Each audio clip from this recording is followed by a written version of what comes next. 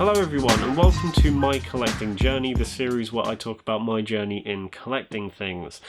And today we are talking about another Criterion release, but this one is a rather interesting one for me because this movie didn't just reassure me that this actor could indeed act, but it also gave me reassurance in the director's work, because up to this point the director's filmography hadn't really blown me away, and that's saying something considering everyone else loves his work.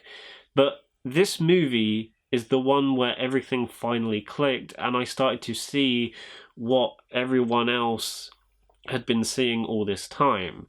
Now, I'm of course talking about Punch Drunk Love, released in 2002, directed by Paul Thomas Anderson, starring Emily Watson and Adam Sandler. I think that this, along with the Royal Tenenbaums, is one of the first Criterions I ever bought.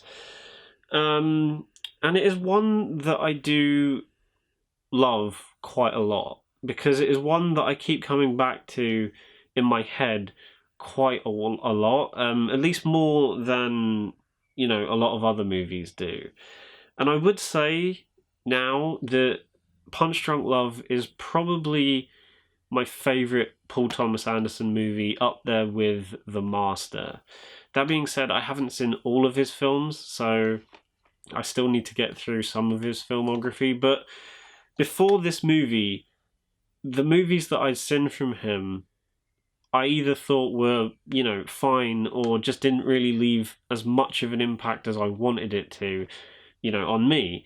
But this movie really did. And it's kind of strange because when I first put this movie on and the movie started, I was a little bit skeptical because it wasn't quite making any sense and I didn't quite know what was going on. But by the time the movie ended, everything had clicked into place and everything had just finally worked, and I got what this movie was going for.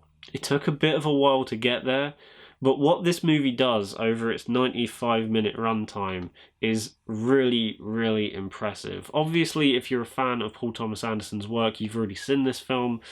But for those of you that maybe don't know much about Paul Thomas Anderson's work, or are just, gradually getting through movies in general or the Criterion releases, then I do think this is a very interesting one to pick up, because it doesn't just mark a point in Paul Thomas Anderson's career where his style was starting to shift, because that is another thing that, even though I might not like every film he's done, I do find his career rather fascinating, because his career, especially his filmography, does play out very similarly to that of Wes Anderson, whereby you can very clearly tell what movies were made in the first half of their career compared to what they made in their later stage of their career.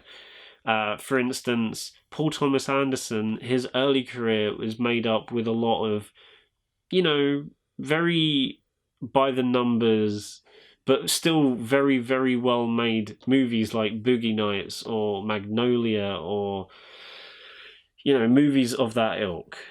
But then his later career, it kind of sees like a more restrained type of filmmaker come out of Paul Thomas Anderson, with movies like The Master or Phantom Thread, or even There Will Be Blood. And this movie kind of sits somewhere in the middle. It kind of shows that transition between the very youthful filmmaking techniques that he'd picked up in his earlier movies, like Hard Eight or even Boogie Nights. But there's also that sense of maturity seeping through from his later stage of his career.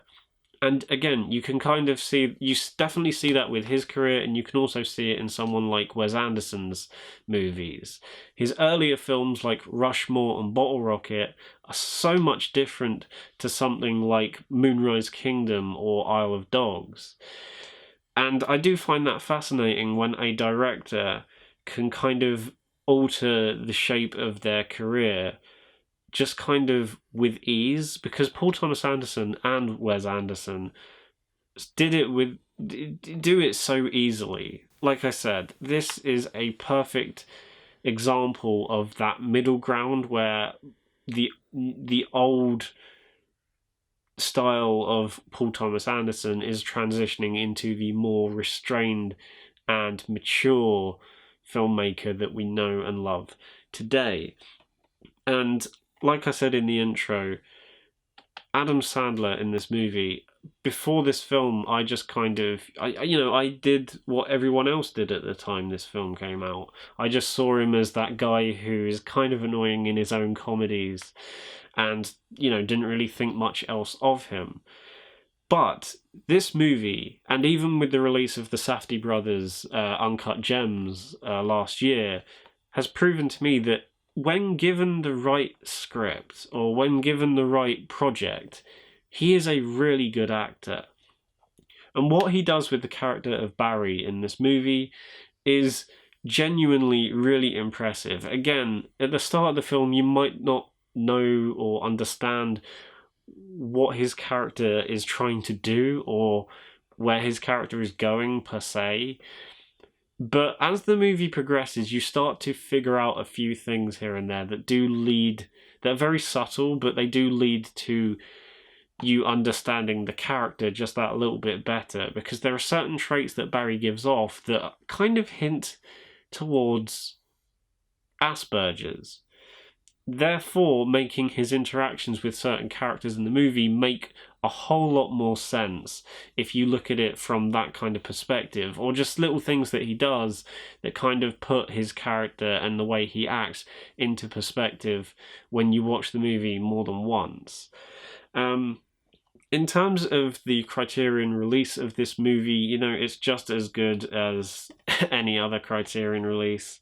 You got the front cover, and can I just say, this is probably one of my favourite covers that the Criterion have ever done. I know it's simple and it's a shot from the film, but just the colours on it are so vibrant and vivid and sum up the style and aesthetic of this movie in a nutshell. And you don't really get that, especially with non-Criterion releases. With bog standard Blu-ray releases or DVDs or any form of physical media, I do find it very hard for the packaging or the cover of the movie to really encapsulate how that movie looks and feels. But this Criterion release sums the whole feel and look of the movie up in a nutshell.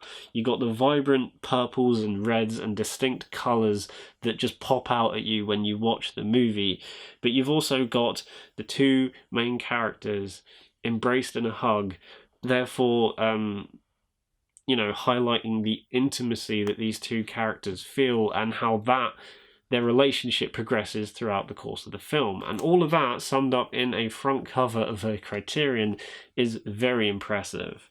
In terms of what is on this Blu-ray, again, you get kind of the standard stuff you get with a Criterion. You get the disc with a nice inlay design.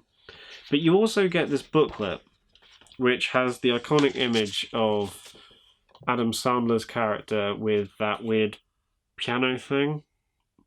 Never quite figure out what the name of that piano thing is, and I know it is mentioned in the movie, but I always forget what it's called. But anyway, the iconic image of him with that piano thing, a little essay by Miranda July, and yeah, just mostly just pictures from the movie with credits. You have Lena there, played by Emily Watson. The credits. Again, another close-up shot of the piano thing. Again, I will find out what that thing is called, but I always forget what it is. But yeah, this is one of those Criterion releases that I've kind of always been proud of owning. And I know that sounds a bit weird, because when you bought it, you just kind of own it, and you're happy with your purchase. But with this, I'm actually quite proud to own this. Not just because it changed my opinion on the actor and director's filmography, but because it's such a unique little film. It kind of just rushes by with its 95-minute runtime. And, you know, a movie that goes by that quick, that is so short, doesn't usually leave an impact on you, but this movie rushes by and just slams your head against a table with the many things that this movie is trying to say. And for a movie to do that in such a limited runtime is really impressive. So guys, that was another episode of My Collecting Journey. I hope you enjoyed it. If you liked the video, then give it a thumbs up and subscribe to the channel if you haven't done so already. Bye.